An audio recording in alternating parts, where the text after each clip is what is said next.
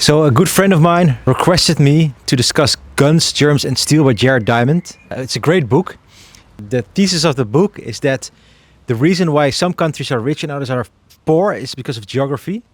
And he says, for example, that because the circumstances in Western Europe were good for having livestock, that over time, the Western Europeans built up a resistance to all the diseases like smallpox that come from this livestock. So when they brought this to the Americas, well, of course, a lot of the people there died because they didn't hold so much livestock.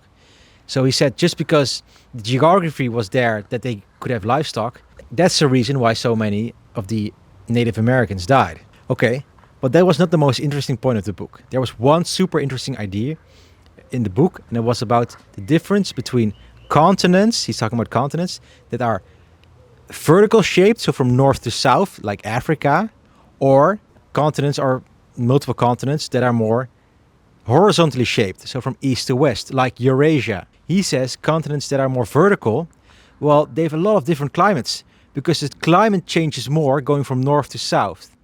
Whereas from east to west, the climate is relatively the same.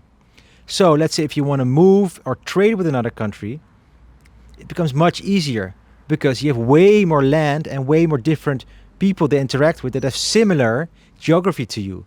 Whereas, let's say you live in Northern Africa, you want to trade with a country, but you go south, well, you have the Sahara Desert, so you're stuck. So there's a lot of less room to actually grow an economy and innovate because there's just less land to go around. And this is kind of thing that's super interesting because it shows how geography can determine economic outcomes.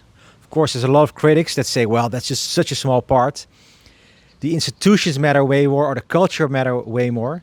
Still, it's a very interesting read, and I think it's a very interesting way to think about economics, like that the topography matters for economics is kind of crazy to think about. So yeah, definitely go read the book Guns, Germs and Steel by Jared Diamond.